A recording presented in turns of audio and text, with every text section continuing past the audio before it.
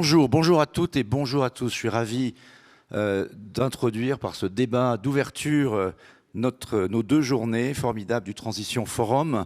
Je m'appelle Philippe Mabi, je dirige la rédaction de la Tribune.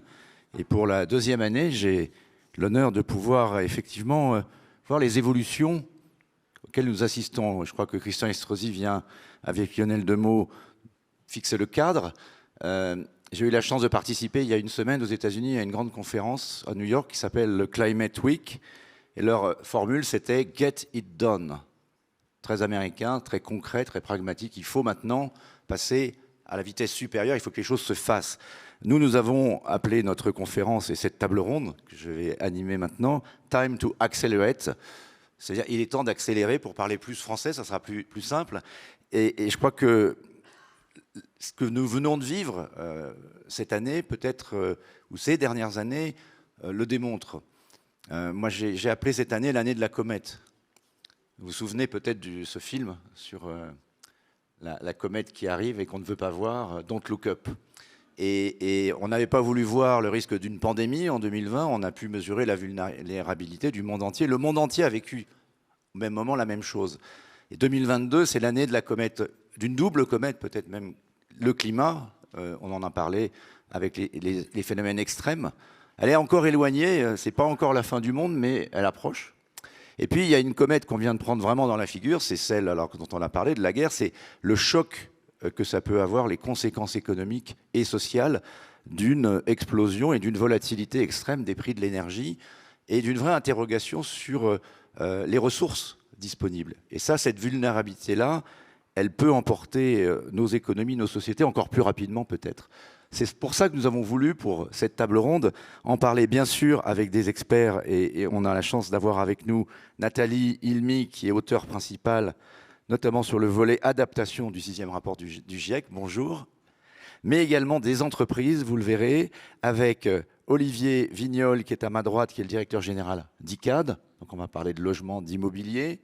Et à la gauche de Nathalie, nous avons Jean-François Nogrette, qui est le directeur général de Veolia France et Déchets Spéciaux Europe. Donc on parlera évidemment d'eau et de recyclage. Enfin, il est en route pour des raisons indépendantes de sa volonté, mais de quelques difficultés aériennes. Frédéric Martin, le directeur général adjoint de GRDF, viendra nous rejoindre dans quelques instants. Enfin, j'aurai le plaisir d'avoir, mais je crois que c'est à partir de 10 heures seulement, la présence du secrétaire général pour l'investissement en charge de France 2030, Bruno Bonnel. Alors pour commencer peut-être tout de suite ce premier tour de table, je parlais de l'arrivée de ces deux comètes. Peut-être Nathalie Ilmy, vous demandez, est-ce que cette année 2022 est effectivement l'année de cette prise de conscience et au-delà des vulnérabilités, de la prise de conscience qu'il faut accélérer dans la recherche de solutions? Oui, en fait, ça fait des années que le GIEC essaye d'expliquer que ce changement climatique est là. Donc, on essaye de faire passer les messages. Et puis cet été, on a eu cette grosse canicule qui nous a touchés. Donc, on a vu les conséquences. Comme disait M. Estrosi, c'est la fréquence et l'intensité de ces catastrophes qui vont être de plus en plus présents avec le temps. Et donc, voilà, l'accord de Paris disait qu'il fallait une augmentation des températures inférieure à 2 degrés Celsius et, si possible, 1,5 degré Celsius. Or, le rapport du GIEC démontre qu'on arrive à déjà 1,1 degré Celsius. Et on est donc sur la mauvaise trajectoire. Si on continue comme ça, comme on est lancé, on se dirige vers 2,9 à 3,2 degrés Celsius. Et là, les conséquences seront énormes. Est-ce que vous pouvez essayer de nous faire percevoir la différence? Parce que parfois, l'un des éléments, vous l'avez dit, les incendies, la sécheresse, peut-être auxquels vont succéder des inondations, on ne sait pas très bien, des tempêtes en tout cas plus fortes. C'est quoi la différence entre 1,1 de plus ou 1,2 et 3,2, peut-être au-delà? En fait, les résultats se voient beaucoup sur la nature. Là aussi, l'impact du changement climatique affecte déjà la santé humaine, la santé de la planète et donc notre bien-être. Et plus on attendra, plus les températures vont augmenter, plus ça va nous affecter. Par exemple, la nature va être détruite à cause du changement climatique. Or, la nature fait aussi partie des solutions. Donc, si cette nature venait à disparaître, ça sera des solutions en moins qu'on aura. Je prends l'exemple des mangroves. Les mangroves permettent de capturer le CO2 de l'atmosphère et de le séquestrer dans les sédiments, et pour des millénaires. Donc, on parle beaucoup des forêts, mais tout ce qui est en fait dans l'océan va durer beaucoup plus longtemps que le carbone séquestré dans les forêts. Donc, l'océan fait vraiment partie des solutions. Et avec le changement climatique, l'océan et ses écosystèmes seront affectés. Vous êtes une spécialiste des océans, je ne l'ai pas précisé en faisant votre CV parce que je ne voulais pas être trop long, mais effectivement, cette question de l'acidification des océans, on parle beaucoup des forêts, mais est-ce que ce n'est pas surtout là qu'on va être menacé de deux façons? La fonte des glaces, il paraît qu'il y a l'équivalent d'un continent qui est en train de se détacher de la banquise, avec donc le sujet de l'élévation du niveau de la mer. Christian Estrosi l'a dit, beaucoup de villes sont des villes-ports, elles sont en première ligne. Et également la question, avec cette acidification, d'un changement complet, peut-être du climat. Les courants marins, on parle beaucoup aussi de je crois qu'il y a eu récemment un papier qui est sorti dans la revue Nature qui dit que si les courants marins changent, en fait, c'est pas tellement pour ce qui concerne l'Europe, en tout cas du Nord, un réchauffement qu'on va avoir, mais c'est une nouvelle glaciation. Oui, en fait, pour expliquer en fait rapidement l'augmentation du niveau de la mer, il est dû à trois grands phénomènes. Premièrement, vous l'avez dit, la fonte des glaciers. Deuxièmement, c'est les pôles qui fondent, le pôle Nord, le pôle Sud, donc des énormes étendues d'eau qui vont arriver dans la mer. Et puis, à cause du changement climatique, l'océan s'est réchauffé. Donc, on a une dilatation de la masse des océans, et tout cela fait augmenter le niveau de la mer. Donc, en Méditerranée, on est déjà à 4 mm par an. On peut dépasser les 80 cm d'ici la fin du siècle. On sait que, ça c'est aussi dans le rapport du GIEC, 50% de la population mondiale vit dans des zones côtières, dans des villes côtières. Et à la fin du siècle, on sera 75%. Donc on voit aussi la quantité de personnes qui pourraient être affectées par ce phénomène. Vous avez parlé d'acidification des océans. Une des plus grosses conséquences qu'on étudie au Centre scientifique de Monaco, c'est justement ces problèmes que ça va engendrer sur les récifs coralliens qui vont être peut-être amenés à disparaître si on ne fait rien. Et les récifs coralliens rendent des services à l'humanité. C'est la pêche. On sait qu'il y a des populations qui vont avoir le rapport de protéines qui vient de la mer, de ces récifs coralliens. Donc c'est extrêmement important pour leur sécurité alimentaire. C'est aussi le tourisme.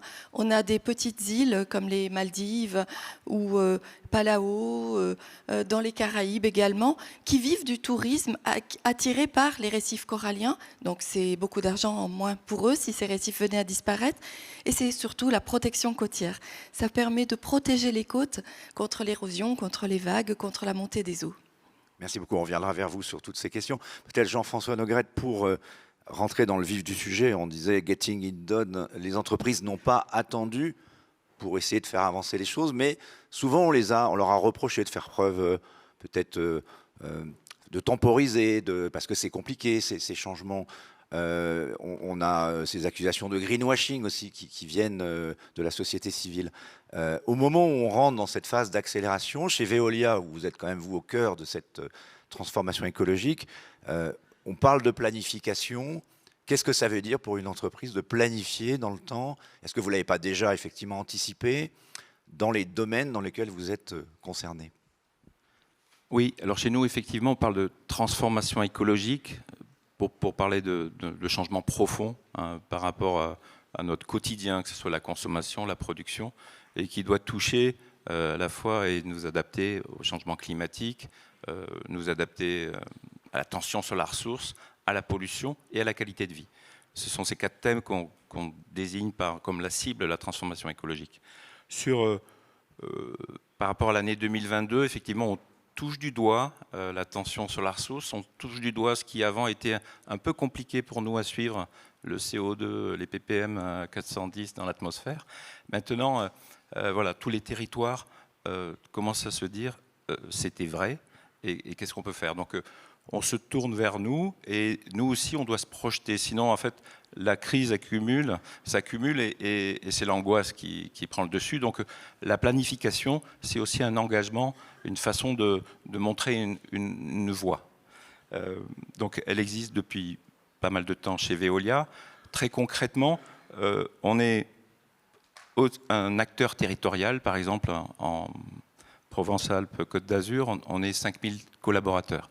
Donc, on travaille avec les élus locaux, avec les territoires. Et pour donner 2 illustrations, ici sur la métropole, il y a une perspective, il y a une vision. C'est un territoire qui fait la trace. Et 2 exemples. L'an dernier, on a inauguré une station d'épuration qui a énergie positive. C'est-à-dire que à Cagnes-sur-Mer, donc l'eau doit être traitée puisque c'est de l'eau de baignade derrière, mais on va extraire la pollution pour la transformer en énergie. Alors, GRDF n'est pas là, mais on transforme cette pollution en gaz et on extrait le biométhane qui va devenir chez GRDF. C'est la première station d'épuration à énergie positive. Elle a été conçue ici, sur le territoire, avec l'ambition du territoire. En fait, et elles sont locales très souvent. Le sujet, c'est de passer à l'échelle, c'est-à-dire de les multiplier. C'est les petits ruisseaux qui font les grandes rivières et qui permettront de changer. Comment est-ce qu'on peut programmer ça dans le temps, sachant que, ça a été dit, derrière, il faut des financements, il faut de l'argent. La transition écologique, on le sait, va coûter cher et on ne sait pas encore très bien qui va payer. Alors, je prends un exemple volontariste chez Veolia. On a un plan ressources qui est fait à base d'économie d'énergie et de production d'énergie locale. Et notre plan ressources, il dit qu'on va s'engager à produire l'énergie qui est contenue dans les services de Veolia en France. D'ici 5 ans, tous les services de Veolia en France seront autonomes en énergie, avec une énergie produite localement par Veolia, à partir de ressources, on va dire l'économie circulaire à 80% et à 20% d'énergie solaire. Ça veut dire qu'on s'équipe sur les terrains non constructibles, je parle des vieilles décharges, mais je parle de toutes sortes de terrains de panneaux solaires. On lance un certain nombre de projets de génération de biogaz, toujours pareil pour faire du biométhane ou pour faire de l'électricité. On produit un peu plus d'un tiers de notre diesel à partir de 100% de déchets. C'est de l'huile de friture, ce sont des graisses. Voilà, donc aujourd'hui on est à 2 tiers de notre production. On va ben voilà. Accueillir. Voilà, Martin, asseyez-vous à côté d'Olivier. Je viens de vous envoyer un peu de biométhane. Voilà. Donc et donc, en gros, on va devenir autonome en énergie. Donc ça, c'est une planification qu'on fait sur 5 ans. Et qui, à la base, bien sûr, inclut son volet sobriété. Hein. Et c'est toute une digitalisation, c'est du savoir-faire. Voilà. Donc, un autre exemple, sur les matériaux, sur les tensions, on a décidé depuis nombre d'années de travailler sur les métaux stratégiques. Et après beaucoup d'innovations, après beaucoup de pilotes, aujourd'hui on est en train d'ouvrir la plus grande capacité européenne de recyclage de batteries de véhicules électriques. C'est en France, c'est fait avec des chimistes français, ce sont des brevets locaux. Et aujourd'hui on va représenter en 2023 à peu près 25% de la capacité de recyclage en Europe. On va reproduire finalement le cobalt qu'on ne trouve pas en Europe, le nickel qui peut manquer et le lithium qu'on a très peu. Donc le fait de connaître cette crise globale dont on parlait au début pousse à des solutions, à accélérer des solutions qui étaient déjà en germe et qui arrivent aujourd'hui peut-être à maturité. C'est ça que vous... C'est ça. Et pour reprendre un exemple sur le territoire, ici, la métropole a décidé de moderniser son unité de valorisation énergétique et ce plan de modernisation sur Arianeo, on a la chance d'être le partenaire de la métropole pour ce projet-là. C'est multiplier par 3 la production d'électricité. C'est 25 000 foyers qui vont en fait utiliser l'énergie du territoire. Le déchet, une fois recyclé, ce qui reste, c'est cette source d'énergie locale qui va être utilisée. Tout ça en divisant par 2 la quantité d'eau consommée par l'installation. Donc effectivement, ce sont des trajectoires longues, mais c'est parce qu'il y a des perspectives qu'on peut s'inscrire dedans. Mais également des questions assez concrètes et assez, j'allais dire, terrain et terre à terre sur lesquelles il faut aussi adapter, travailler avec les populations, ça se fait. Oui, c'est sur la tension sur la ressource en eau. à la fin, il faut que ce soit vraiment une vision du territoire. Le président l'a bien dit. Voilà, ici, on a une tension sur la ressource. L'eau vient de la montagne. La métropole a été pensée en fait un peu autour de son bassin hydrographique. Voilà, les solutions seront aussi pensées localement. Merci. Alors, on va continuer. Frédéric Martin, on va vous laisser le temps d'arriver. Peut-être Olivier Vignol, donc peut-être sur ce premier tour de table et cette question de cette métacrise qu'on est en train de connaître, à la fois crise climat, crise énergie, le secteur que vous représentez, le bâtiment, l'immobilier, de façon générale, qui représente, je crois, un peu moins d'un tiers des émissions de CO2, donc qui est quand même très, très impacté. Comment est-ce que vous programmez, vous envisagez l'avenir au niveau de l'action d'ICAD concrètement pour faire face dans les différentes dimensions qui peuvent être concernées? Il y a l'aspect sobriété, on en parle beaucoup, et puis il y a l'aspect peut-être l'autonomisation d'un certain nombre de, bonjour à tous. logements. S'il y a un élément positif à cette crise, si on essaye d'être positif et optimiste, ça va être effectivement la prise de conscience, un peu obligée, parce que les gens, tout le monde le sait maintenant, vont être frappés, comme on dit, au portefeuille. Je ne sais pas si c'est un bon signal, mais en fait, peut-être que des gens vont plus se préoccuper ou s'intéresser à ces sujets, parce que le prix de l'énergie... Ils n'ont pas trop le choix. Pardon ? Ils n'ont pas trop le choix, le prix... Alors, ils n'ont pas le choix. Encore, les particuliers dans le logement vont être probablement assez protégés. On a encore les dispositifs avec les fameux boucliers tarifaires. Nous, ICAD, dans l'immobilier, on va dire, d'entreprise, on est actif essentiellement dans le domaine tertiaire, les bureaux, pour parler un français que tout le monde comprend. Le prix de l'énergie pour nous, l'année prochaine, ça va être x6. Donc parce qu'on on attend encore les dernières mesures sur notre quota à Rennes, sur les taxes qui ne vont pas baisser, etc. Enfin, en moyenne, on va devoir. Donc c'est vrai pour nos propres consommations. On a 2 millions de mètres carrés, on a des locataires très prestigieux comme mon voisin d'en face. Et conjointement, on va devoir assumer cette facture de x6 sur le prix de l'énergie. Donc, on n'a pas le choix que de dire comment on cherche les moyens de la sobriété. Dans le logement, évidemment, les gens vont être responsables ou pas. Non, on construit des logements, on les vend, mais on ne les gère pas, on n'est pas investisseur à long terme. Sur le bureau, pour revenir sur cette question sur la sobriété, là, on gère en partenariat avec nos clients qui sont nos locataires. Et je pense qu'on a vu la prise de conscience. Alors, est-ce qu'elle est écologique, sociétale, responsable ou économique? Mais c'est comment on fait les moins 10% que le gouvernement a demandé. Et il a fallu faire ça. En gros, on nous a demandé ça en juillet. En mois d'août, il n'y a pas grand monde. Donc, il faut faire ça pour le fin septembre. Et alors, on les fait concrètement? Alors, on essaie comment les faire, techniquement. Je pense que... On n'est pas sûr de pouvoir les faire. On sait comment faire. La principale mesure dans les bâtiments tertiaires, c'est une mesure très simple. J'ai été très commenté, c'est la baisse de la température, je dirais, la politique du col roulé, comme dit Bruno Le Maire. 19 degrés, pas spécialiste, mais à 19 degrés dans les immeubles de bureaux, tous les salariés râlent. C'est historique, ça fait 30 ans que je veux dans cette année. À 19 degrés, vous avez les représentants des salariés qui vont à 10 ans, on ne peut pas travailler. De même l'été, parce qu'on n'a pas attendu le mois de septembre, le déclenchement de la clim à 26 degrés, à 25 degrés dans les bureaux, les salariés, pareil. Donc l'enjeu n'est pas tant technique ou technologique, parce que tous les bâtiments aujourd'hui, on sait faire ça. Ça, c'est la principale. C'est comment on fait adhérer les collaborateurs. Est-ce qu'on peut travailler sur l'isolation, peut-être? Alors, oui, mais l'isolation, ça ne change rien au fait qu'il faut avoir 19 degrés dans le bâtiment, pas plus. Vous pouvez avoir un bâtiment bien isolé. Ça, ce sont des mesures qui prennent plus de temps, qui vont, avec les mesures techniques, l'isolation, les LED, etc. Mais les vrais enjeux du plan de sobriété à court terme pour l'hiver, c'est des enjeux d'usage. Puisque les travaux, ça prend du temps, etc. Donc les enjeux d'usage, le principal, c'est la température. Après, vous avez toute la kyrielle de mesures symboliques qui vont, j'éteins les écrans vidéo que les gens ne regardent pas vraiment, je supprime une machine à café sur 2, je mets les ascenseurs qu'à la montée. Tout ça, c'est assez c'est facile à faire techniquement. Tout ça, ça permet de faire les 10%. Si on arrive à embarquer les collaborateurs, donc les enjeux de dialogue, on le voit avec nos grands locataires, on le voit avec nos collaborateurs, c'est essentiel. Donc voilà, il faut avoir en tête, parce que la sobriété énergétique, la réduction de la consommation, dans un vide d'un bâtiment, le fameux analyse du cycle de vie par rapport aux émissions carbone, la consommation sur 50 ans, c'est 20% des émissions carbone. La construction, c'est 80%. Donc là, on se préoccupe tous de la sobriété. C'est le problème de la diminution des émissions carbone dans le secteur du bâtiment. Et avant tout, alors là, on va embarquer la consommation, mais c'est avant tout un problème de conception. Donc sur la sobriété, avec nos grands locataires, ben voilà, on est un dialogue permanent. Il y a une mesure qui va faire beaucoup débat. On le voit déjà dans toutes les entreprises. C'est est-ce que le télétravail favorise l'atteinte de la sobriété énergétique? Et là, il y a débat.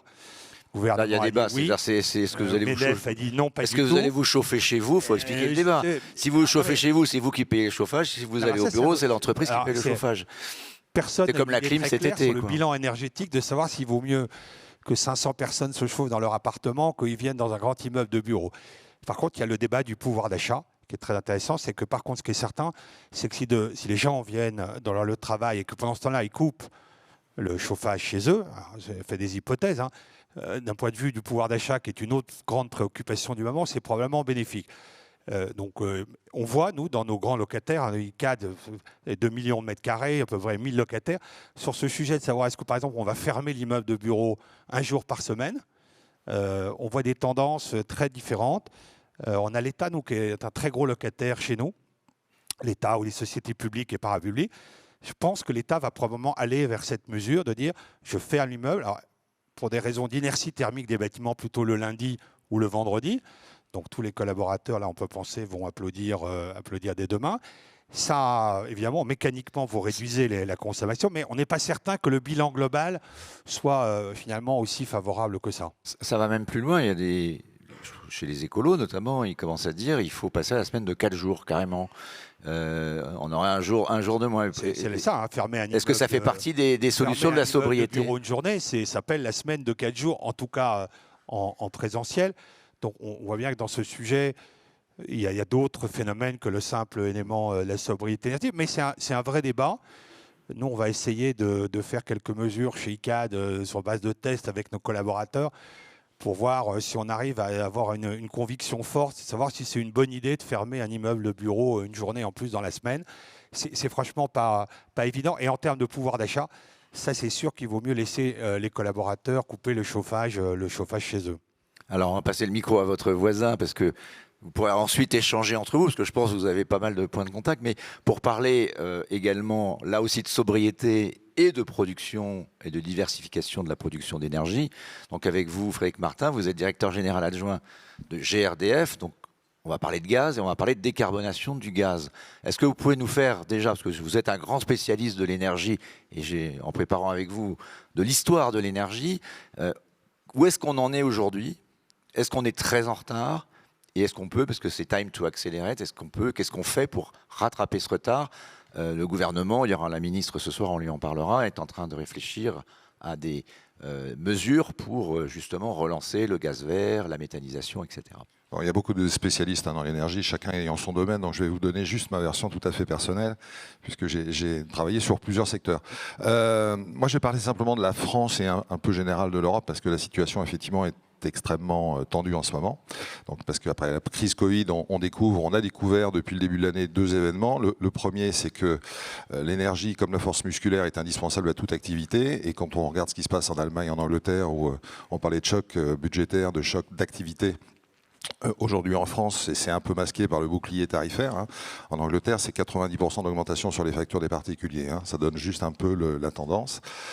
En France, on utilise beaucoup d'énergie. On a un parc nucléaire qui malheureusement est en rénovation et qui, on espère tous, va redémarrer en début d'année. Mais on consomme à peu près 40% d'électricité quand tout va bien, 60% à partir d'énergie fossile. Voilà. Et on sait avec l'horloge climatique qu'il va falloir aller très vite décarboner parce que pour des raisons de matériaux, pour des raisons évidentes de contenu climat, on est obligé d'aller vers ce sens-là.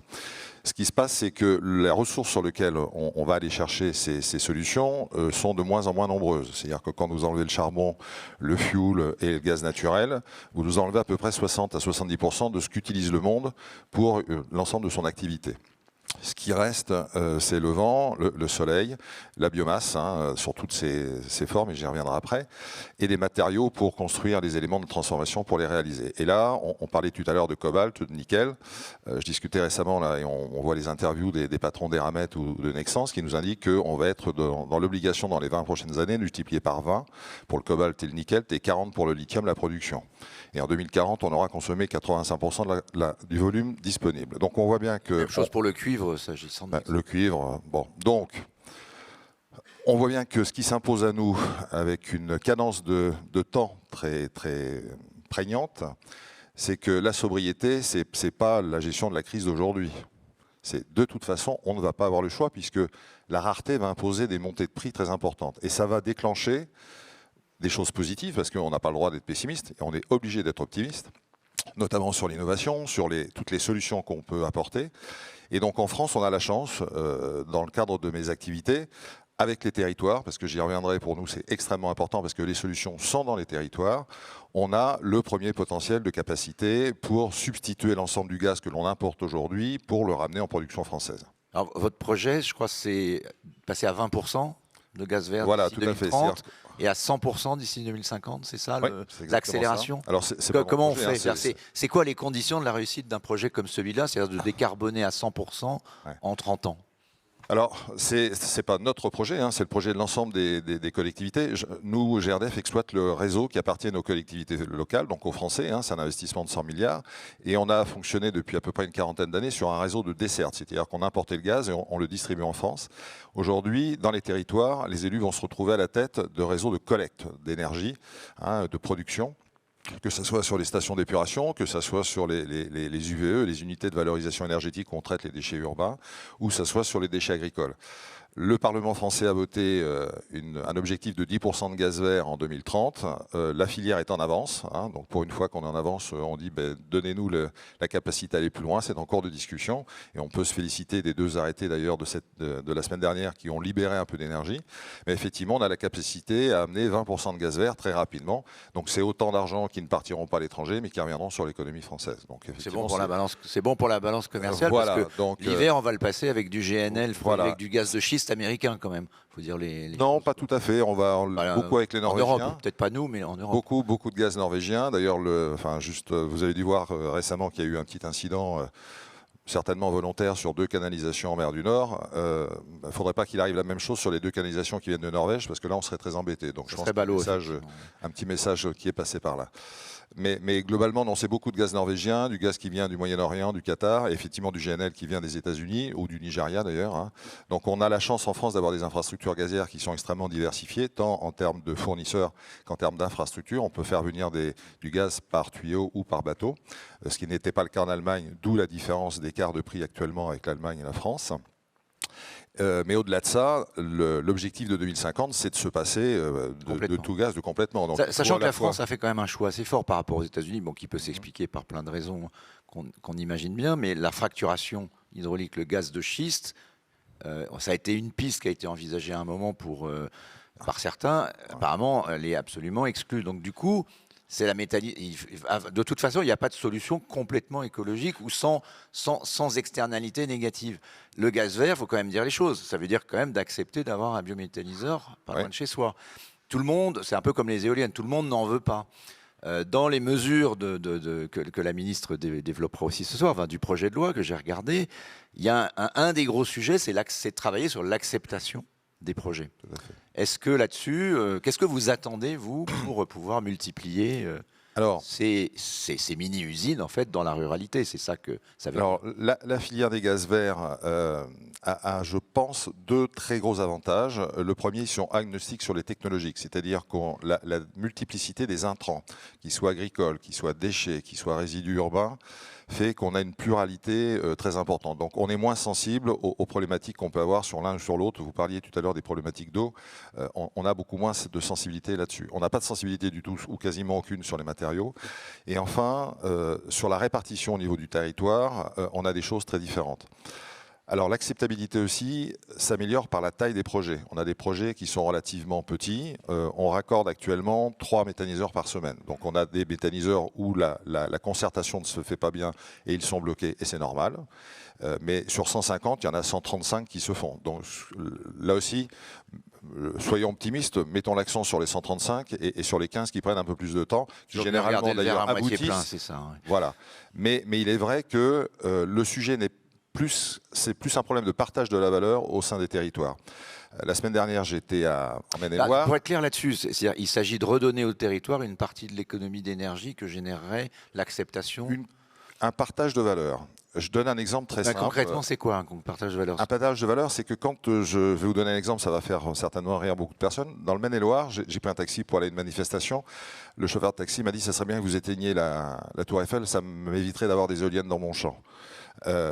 Je trouve qu'il ne voyait pas l'intérêt d'avoir des éoliennes dans son champ s'il n'avait pas un retour de valeur chez lui. Et là, effectivement, quand je lui ai expliqué que le fait d'avoir des méthaniseurs, des éoliennes, ça permettait d'abaisser les émissions carbone des produits locaux, des agriculteurs, puisque demain, le contenu carbone va rentrer dans l'alimentation en termes d'imposition. Sinon, il ne pourra plus produire, ses amis ne pourront plus. Donc, c'est ça cette importance, il faut qu'il y ait un retour. Et le projet il faut qu'il y ait un retour local. Mais ça, on en parlera, parce que je crois que dans le projet de loi, justement, sur les cours. énergies renouvelables, et on en parlera ce soir avec la ministre, c'est prévu. Après, il faut voir comment ça sera réellement appliqué. On va accueillir Bruno Bonnel, qui est à distance. Bonjour Bruno Bonnel. Est-ce que vous nous entendez bien ? Très bien, moi je vous entends très bien. Et vous ? Nous nous entendons parfaitement. Merci beaucoup d'avoir, même à distance, une nouvelle fois accepté de participer à nos débats de la tribune. On vous avait vu il n'y a pas longtemps à Bercy. Là, nous parlons plus spécifiquement de la transition écologique. Donc, vous êtes le fameux plan France 2030 qu'a souhaité le président de la République et qui représente, je crois, si vous m'arrêtez si je me trompe sur les chiffres, mais 54 milliards d'euros. De financement qui vont faire effet de levier. Donc là, je m'adresse aussi à l'industriel, l'homme d'entreprise que vous êtes, l'effet de levier avec le secteur privé. Donc, comment, notamment dans le domaine de la transition écologique, une partie de cette, donc je crois que c'est à peu près 50% de cette somme qui est vraiment être consacrée à la décarbonation de l'économie française. Comment est-ce que vous allez faire pour nous aider à accélérer dans un moment où on voit bien que non seulement on n'a pas le choix, mais en plus ça serait bien que ça aille vraiment plus vite, parce qu'on a besoin, alors je ne parle pas que de la production d'énergie, mais on a besoin dans tous les domaines, dans toutes les industries, dans toute l'économie, de solutions concrètes face à un choc économique sans précédent. Écoutez, je pense que non seulement c'est un choc économique, c'est un choc sociétal, c'est une transition, c'est une métamorphose. C'est une métamorphose de la société. Et je crois que c'est le message qu'il faut porter, une métamorphose d'une chenille fossile vers un papillon électrique.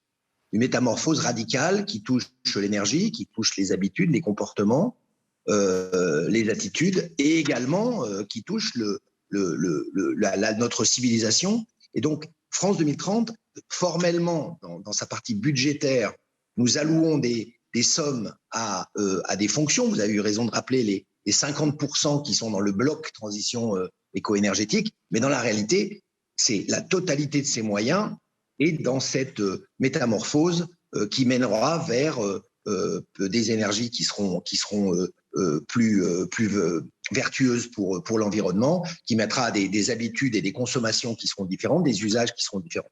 Donc j'insiste là-dessus parce qu'il y a un effet d'entraînement à avoir dans cette idée de transformation radicale de la société qui fait que non seulement il y a des effets de levier économiques, mais il y a beaucoup d'effets de levier psychologiques. Vous savez, quand on dit qu'on est en crise, moi j'aime mieux dire qu'on est en chrysalide. Pourquoi en chrysalide ? Parce qu'au moment de la chrysalide, dans cette transformation, il y a un phénomène biologique qui est intéressant, c'est qu'il y a énormément de cellules que les biologistes appellent des cellules imaginales ou imaginatives qui se mettent à transformer cette chenille. Et la première chose qu'elles ont, ces cellules, c'est qu'elles sont attaquées par les anticorps de la chenille parce qu'elles sont étrangères, exactement comme la volonté de transformer la société est ralentie par un certain nombre encore de déni, qu'ils soient psychologiques, qu'ils soient d'habitude, qu'ils soient économiques. Et donc, je crois qu'il y a une bataille psychologique à mener dans cette accélération. Évidemment, France 2030 l'amène également sur le plan de l'investissement et du soutien à l'innovation, mais nous, par exemple, nous avons 3 milliards d'euros pour former aux métiers et aux compétences d'avenir qui incluent tous ces sujets. Puisque les compétences d'avenir vont tourner énormément autour des énergies renouvelables, la transformation de l'agriculture, des nouvelles définitions de liens sociaux pour mieux intégrer ces changements d'habitude. Donc je crois que la formation de femmes et d'hommes est un facteur d'accélération. Il n'y a pas que les moyens. L'effet de levier, pour être précis, hein, vous l'avez évoqué, de France 2030, c'est 4. C'est-à-dire que l'État engage ses 54 milliards d'euros. D'ailleurs, contrairement à ce qui est dit généralement, le timing n'est pas défini. Ce n'est pas sur 3 ans, sur 4 ans ou sur 10 ans. C'est nous engageons cet argent en fonction des projets qui nous sont proposés. Donc, plus il y a de projets, plus nous engageons. Nous en sommes à peu près à 10 milliards. Alors, nous parlons. Nous avons annoncé hier 2 milliards 100, par exemple, pour l'hydrogène. C'est considérable, d'un coup, j'allais dire. Donc, l'effet de levier est de 4. Ça veut dire que sur ces 54 milliards, vous avez presque 200 milliards qui sont engagés par le secteur privé, si on fait le ratio. Donc ça veut dire que c'est une énergie économique considérable pour cette transformation qui ne suffira pas pour l'accélération si on n'y ajoute pas les femmes et les hommes qui vont faire cette transformation.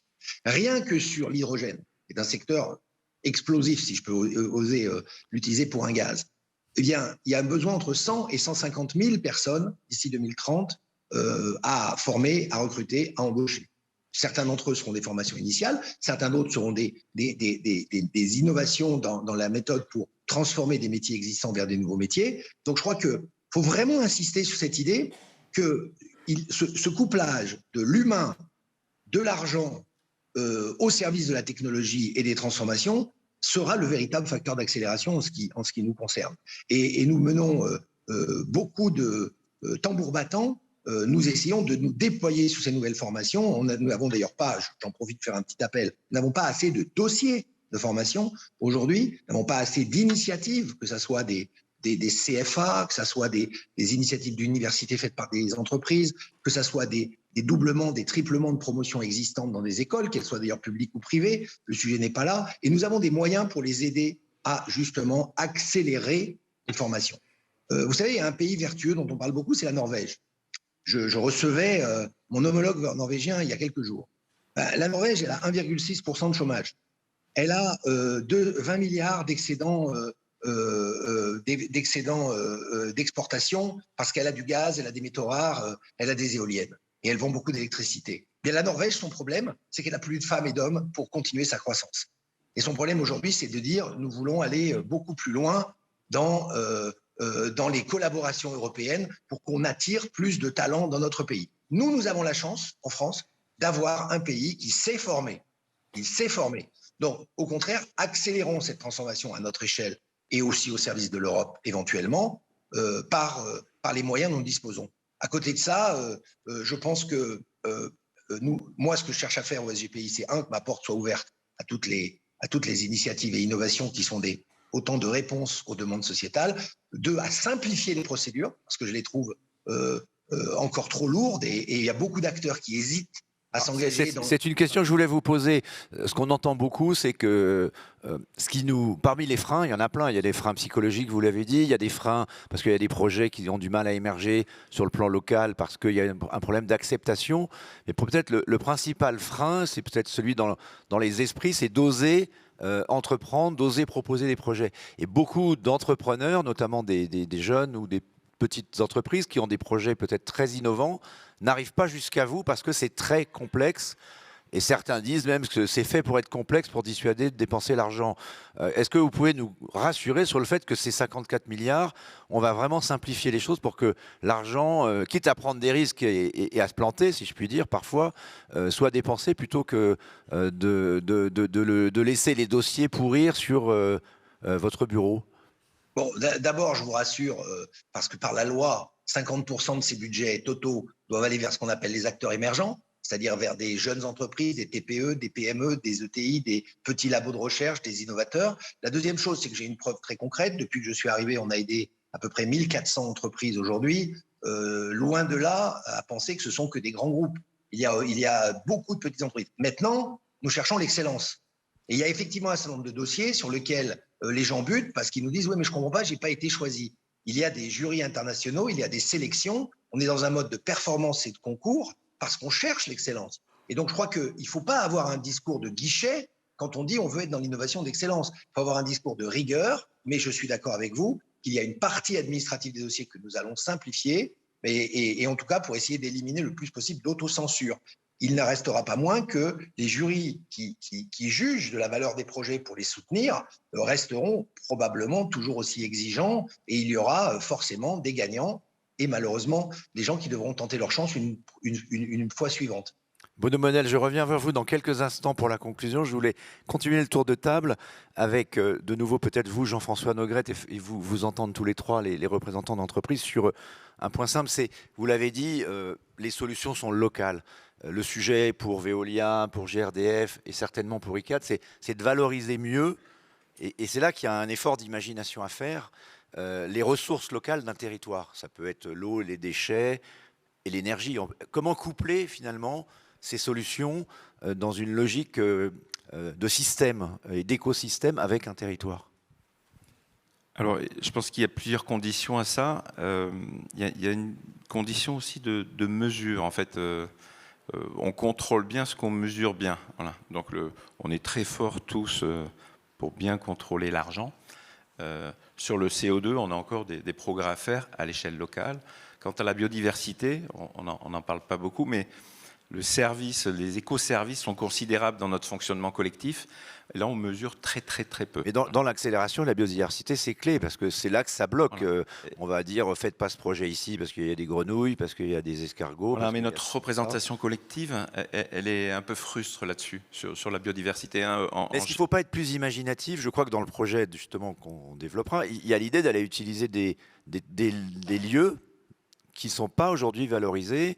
Ça peut être des parkings, ça peut être des aires d'autoroute. Est-ce que c'est il n'y a pas un gisement finalement d'intelligence d'essayer de pas forcément être devant le jardin?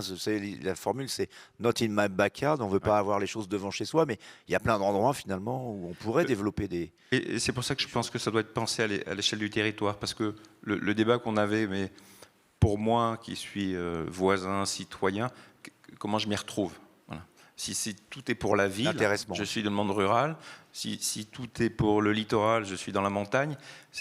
Voilà, et il y a un enjeu de démocratie en fait, qui est clé. Et on a besoin de politique. On a besoin de politique locale et de vision locale. Il faut embarquer, et c'est sans doute les solutions techniques, la ressource locale, que ce soit du déchet. Aujourd'hui, on trie beaucoup de déchets en France, et finalement, on exporte encore beaucoup de choses. Pas tout, évidemment, mais donc il y a cette richesse locale, on ne sait pas encore bien s'en saisir. Voilà. Il y a des enjeux réglementaires. Donc là, on doit simplifier un certain nombre de choses. Sur l'eau, ben voilà, le cadre réglementaire français est très précautionneux sur le sanitaire. Sur les eaux usées, vous attendez des évolutions réglementaires? Oui, voilà, donc, au moins pour l'agriculture? Pour l'agriculture et pour l'industrie. On va avoir une compétition sur l'eau d'usage qu'on n'a pas connue en France. En Espagne, ils sont à 15% de recyclage de l'eau usée. En France, c'est 0,1%. 0,1 oui, contre 15. Oui, mais parce qu'on n'a pas l'habitude. Mais le climat espagnol, alors je vais dire peut-être des bêtises, mais ça sera le nôtre dans pas si longtemps. Donc c'est la nécessité qui fait loi. Voilà, mais si on se retrouve avec le climat de l'Espagne du Sud, surtout que les solutions existent. Du Maroc dans la région sud, alors je ne sais pas si ça, on devra y passer. Là, je sors de ma compétence, mais voilà, donc sur la parce que ça se programme, ça ne se décide pas du jour au lendemain. Et ça se programme, et ça se pense, et ça se finance, mais c'est là. Donc la ressource est là.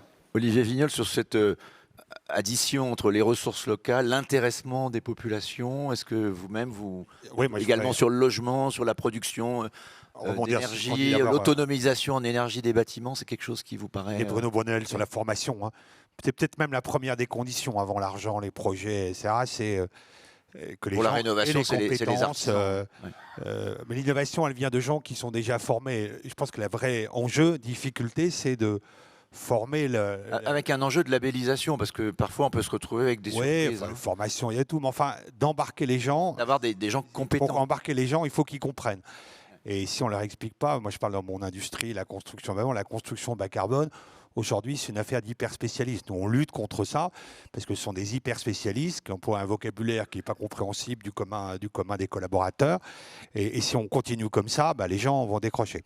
Sur le partage de la valeur, alors nous on n'a pas d'agriculteurs du Maine-et-Loire dans notre... mais on a des collaborateurs, on leur demande de gros efforts dans le plan de sobriété, la réduction.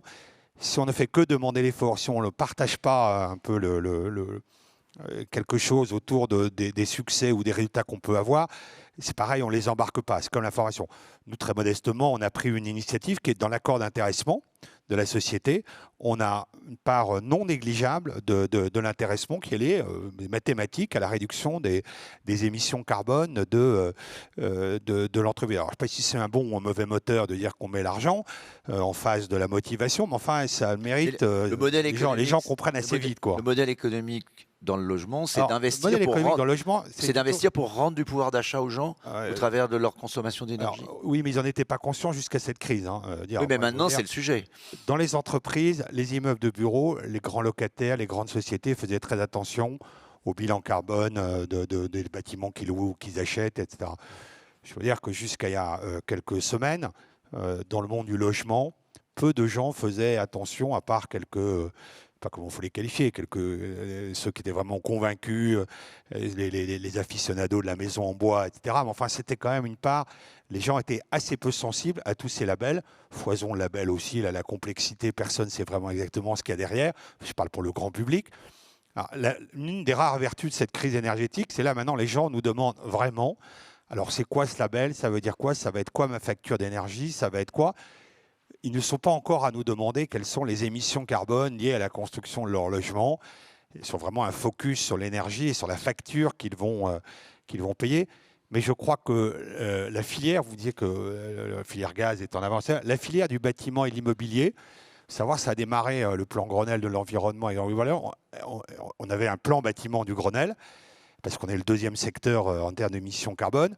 Les textes réglementaires, on les a attendus, donc le Grenelle c'était 2007 ou 2008, les textes on les a attendus jusqu'en 2020. On n'a pas attendu, je dirais pas Yann, mais l'industrie du bâtiment n'a pas attendu les textes.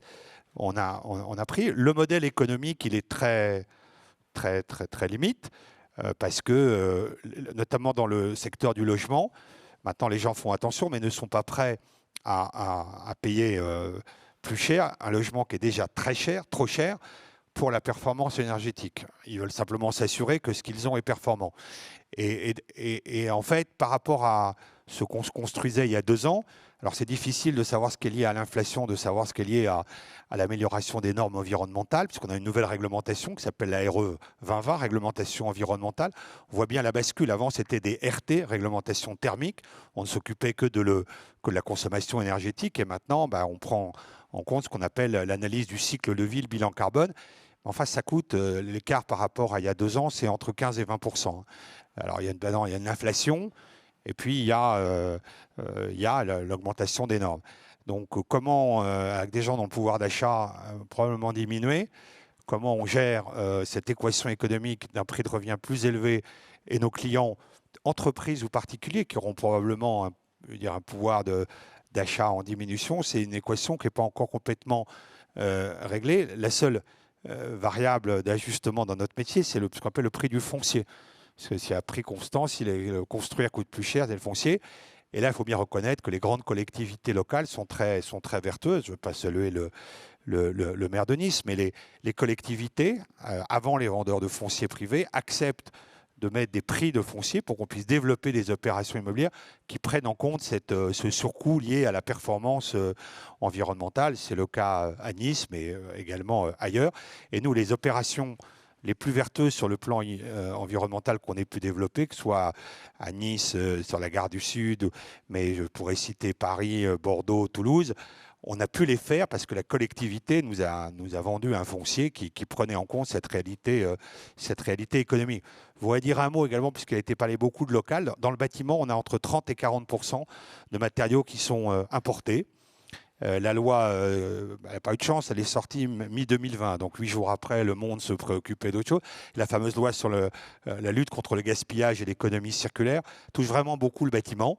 On a 30-40% qui est importé. Donc l'enjeu pour nous, c'est d'essayer de réutiliser, de recycler, évidemment, pour que l'économie circulaire du bâtiment se développe. C'est aussi un enjeu pour nous permettre d'atteindre nos objectifs de diminution des émissions carbone. Frédéric Martin, de votre côté, vous attendez aussi des simplifications de la part de l'État, lever les contraintes pour tenir vos plans. Enfin, qu'est-ce que vous voudriez demander à la ministre qui sera là ce soir? De libérer l'énergie dans les territoires, parce que tout a été dit. On parle de résilience, d'indépendance énergétique des matériaux, de recyclage. Faut voir déjà ce qui a été fait. L'ensemble des territoires, que ce soit des métropoles comme Nice, ou que ce soit la région ou des départements, ont fait des plans climat-énergie, on fait des SRADET, des schémas régionaux. Donc les données existent, c'est-à-dire que l'ensemble de chaque secteur, c'est à peu près bien ce dont il dispose en termes de ressources. Ce qui se faisait, c'est que chacun avançait dans son silo. Voilà. Bon, la crise que nous vivons aujourd'hui change la donne pour deux raisons. Il y a le choc psychologique dont parlait monsieur tout à l'heure. Donc c'est une accélération de la prise de conscience et la nécessité d'agilité qu'on va devoir avoir. Et dans le même temps, la nécessité de faire la synthèse. Or, la synthèse à Nice, c'est pas la même synthèse qu'à Brest. On ne dispose pas des mêmes ressources. C'est pas le même climat. Donc on ne dispose pas forcément du même foncier. Et donc cette intelligence de réalité territoriale se fait sur les territoires.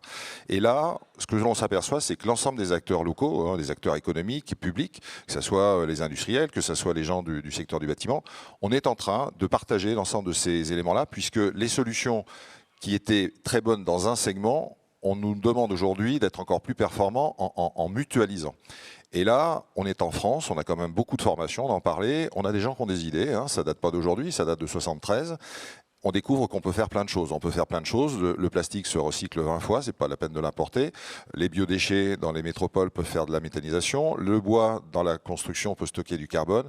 On multiplie les initiatives. Et donc, effectivement, au niveau, il va y avoir une demande de plus en plus pressante, puisque les solutions existent sur le terrain. Il y a un décrochage du prix. Le prix, enfin j'allais dire, de l'ensemble de cette nécessité d'énergie dont on va avoir besoin et de rapidité de transformation va libérer un certain nombre d'options technologiques. Et là, si on veut aller vite dans la réalité, il va falloir simplifier les solutions. C'est l'objet des textes qui sont actuellement étudiés au Parlement, la loi d'accélération des ENR.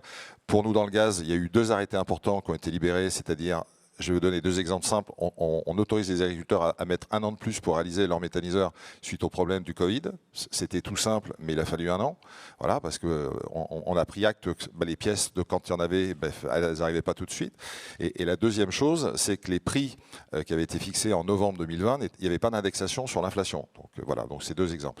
Donc ce soir à la ministre, ce que l'on a déjà dit, mais je lui répéterai avec un grand plaisir, c'est effectivement la capacité à faire en sorte qu'aujourd'hui, quand on paye une facture chère, eh bien, dans sa facture, on cotise pour fabriquer la production en France. Parce que tout ce que l'on produira en France, ce sont des choses dont on n'aura pas besoin d'aller se l'arracher sur le marché international. Gaz vert made in France, voilà une bonne gaz vert, proposition. Voilà. Y compris bien sûr avec l'hydrogène dont monsieur a parlé tout à l'heure très brillamment. J'essaie de résumer de façon journalistique. Il nous reste 2 minutes. Bruno Bonnel, très rapidement, en guise de conclusion, 54 milliards, c'est assez ou il faudrait, pour faire réussir, doubler la mise parce que France 2030 a été définie un peu avant qu'on voit ce choc nous arriver. Quand on voit les économistes, ils disent qu'il faut à peu près 100 milliards par an pour faire la transition écologique d'ici 2030. Là, on est plutôt à 50 milliards par an si on prend à la fois les investissements publics et privés. Donc il faut doubler la mise pour accélérer. On ne vous entend pas, pardon. Est-ce qu'on peut remettre le son de monsieur? Allez-y. J'avais coupé le son pour ne pas vous déranger, mais excusez-moi. Je disais, les économistes ont certainement raison, et moi personnellement, je pense que d'ailleurs c'est sous-estimé, mais 54 milliards, c'est largement assez pour allumer la bombe de l'enthousiasme, et c'est largement assez pour donner le coup de rein de l'accélération. Je crois qu'il y a tellement de chantiers que si on empile tous les besoins sur tous ces chantiers, que ce soit la recyclabilité, effectivement l'hydrogène, le gaz vert, les éoliennes, etc. Et ça, c'est juste dans l'énergie, plus la formation. Il y a tellement de chantiers que c'est une espèce de montagne.